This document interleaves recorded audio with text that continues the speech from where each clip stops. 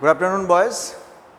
In today's class, we are going to discuss on the topic first, underemployment. In our previous class, we have studied the sectoral division on the basis of nature of economic activity, and that is primary, secondary and tertiary sector. And there the importance of tertiary sector is rapidly increasing with the passage of time, particularly in the last couple of decades. And we have gone through elaborately the importance, why the importance of tertiary sector has gone to that height, and the limitations. The limitations are mostly found in the field of employment. Yes, more and more people are being employed in the economic activity, rather we can say that the GDP contribution is going up, whereas the employment generation has not been seen on that proportion. And there comes the underemployment. That means, what is unemployment? Let us first clarify what is unemployment. When a person is willing to get work at the existing wage rate but not getting job. He is willing to accept the existing wage rate. He is not going to make any bargaining for higher wages. Instead of that, when the person is not getting job, it is called unemployment. So it is clear, it is easy to understand. But in the developing countries, we often see the problem of underemployment, and which is mostly happening in the agricultural sector. In the industrial sector also it is found, but it is not that much evident, prominent. But in the agricultural sector, it is found that it is quite evident. How? Now, suppose you are having a plot of land, and on that plot of land you are observing that a family, a father and his 4 sons of different ages are working together. They are plowing, suppose 1 hectare of land, and they are producing 5 quintals of wheat. Next year, we see that 2 of them are not present in the plowing activity, agricultural activity, and still the production remains the same, that is 5 quintal. So last year it was 5 people who had produced 5 quintal of wheat. This year only 3 members had worked into the field, and they are also producing the same yield. What is yield? The output per unit of field. Here the unit is 1 hectare. So in 1 hectare field, last year the production was 5 quintal, this year also the production is 5 quintal. It resembles that the 2 members who were priorly engaged in economic activity, priorly engaged in farming activity, they had not increased the production. They had not improved the productivity. And this is a precarious phenomena of Indian agriculture, because our families are not having other alternative livelihood options. Therefore, all of them are engaged in the agricultural activity. And this kind of unemployment is called disguised unemployment. The persons seem to be employed, but they are not increasing the productivity, and therefore it is called the disguised unemployment.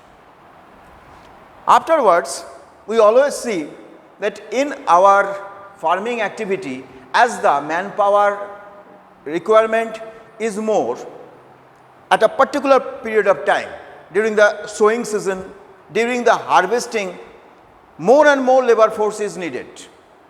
And we see that time the marginal farmers, the landless workers are going into the field of rich and medium farmers. They are working on the rich farmers' land or the medium farmers' land. But this is temporary. Rest of the time period they are remain idle.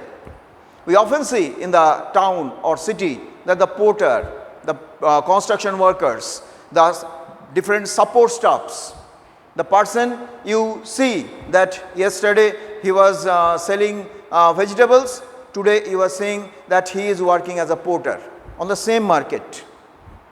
So in this way, no permanent job is there, no particular type of job they are bearing for the sake of their livelihood, because at village right now they are unemployed, completely unemployed. So this kind of unemployment is called seasonal unemployment. The unemployment remains in a particular period of time. Rather, most of the period of time they remain unemployed.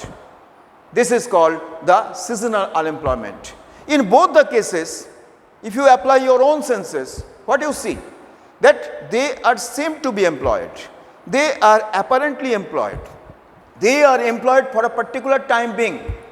Rest of the time, their labor power is not being used in the productive activity. Hence, we can come to the conclusion that these two types of activities are coming under the underemployment. In the industrial sector also, nowadays in the service sector also, we partially see this kind of activities, underemployment situation. Suppose your elder brother is having a BE degree, Bachelor of Engineering, but he is working in a company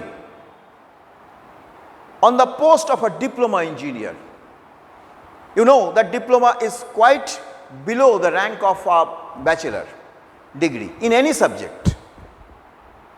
So the BE holder is now working as a diploma holder's job. So in every senses, he is getting less payment, he is getting less respect, he is getting less amount of any other facilities. In the tertiary sector also, we often see that the marketing people, they are highly qualified, but because of the rigorous unemployment scenario, they are not having any choice. They are forced to accept whatever job is available in front of them. These are the examples of underemployment. So in our syllabus, only seasonal unemployment and this disguised unemployment is there, which is predominant in the agricultural sector, but this seasonal unemployment you can see also on the agro-based industries, jute industries, any juice industries. This kind of underemployment is often seen. Now we are coming to the National Rural Employment Guarantee Act. We know that unemployment or underemployment or whatever term we may use, but this is a problem that people are not going to become economic unit. For our convenience, we can say that we have to make people economic unit.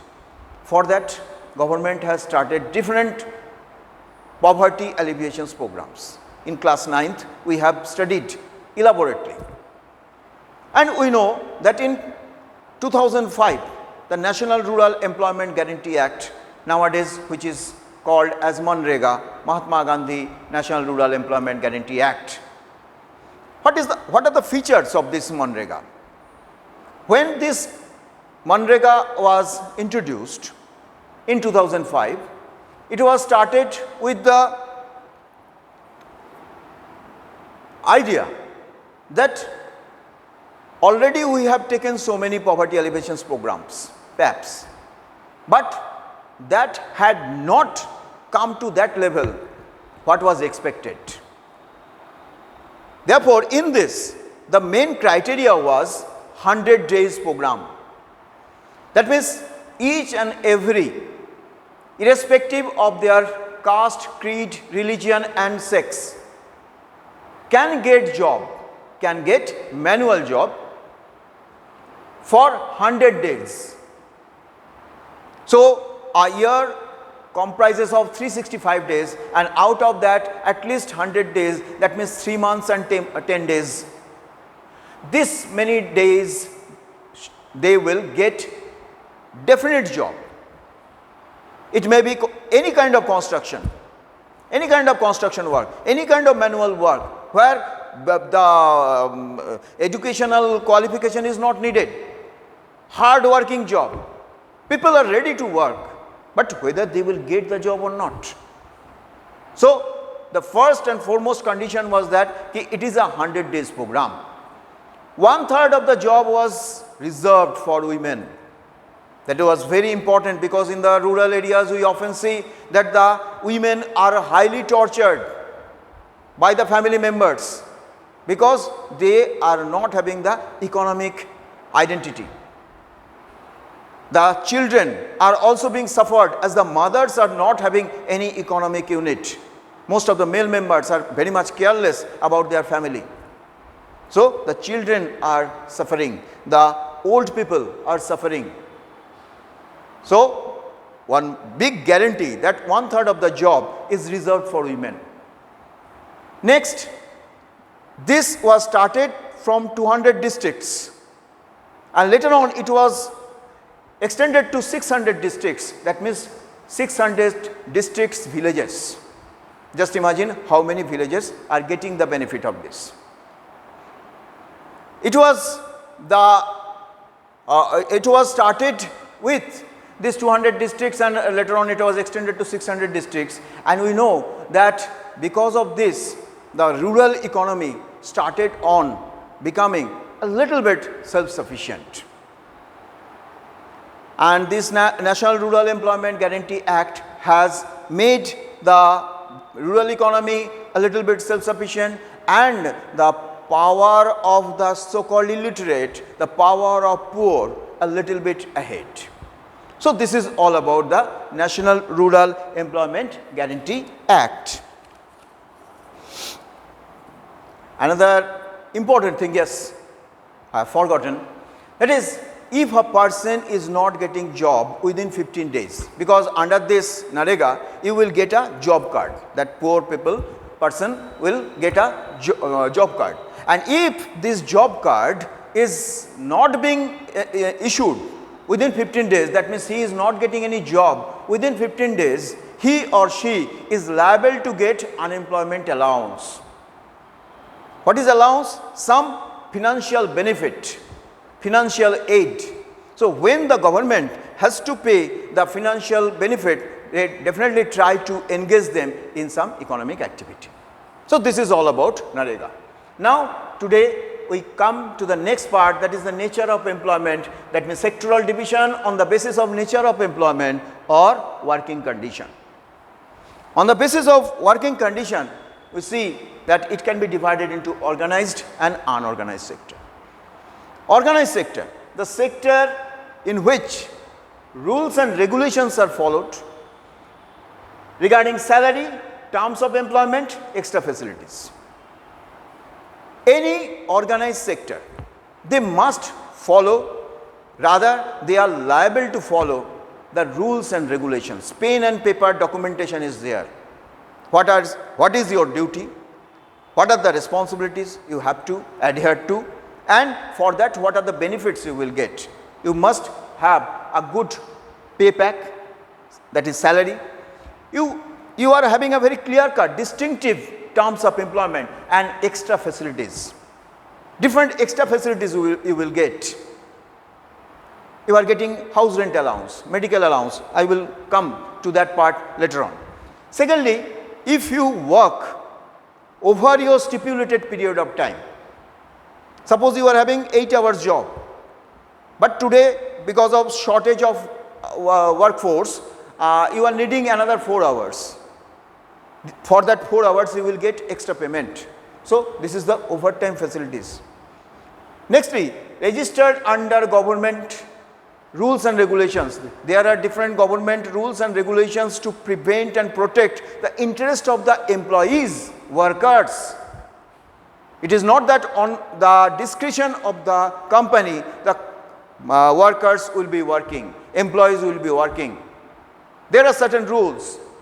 Factories Act, those who are working with inflammable chemicals, those who are working with endangered equipments. Think of the fire brigade. They are always at a stake. Anytime anything can happen. those who are working in the explosive department. Okay, so Factories Acts are there. Minimum Wages Act, it's, we can say, a safety valve for the workers. The workers are struggling hard manually, mentally, and if the wages are not being fixed, then they would be exploited by different means. So, Minimum Wages Act. Provident Fund. What is Provident Fund?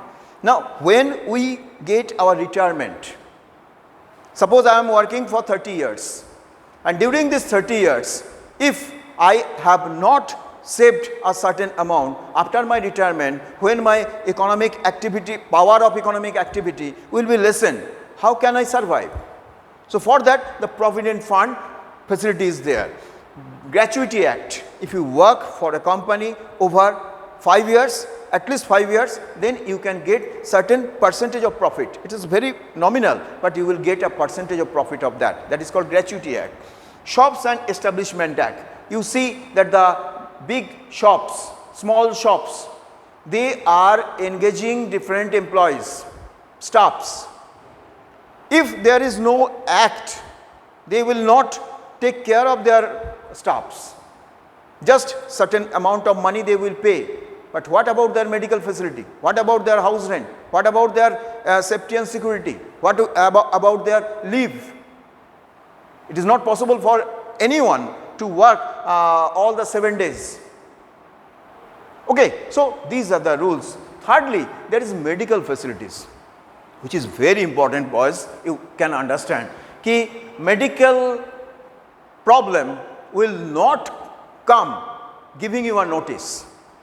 Any day anything can happen, anytime any untoward incident may occur, which we call accident.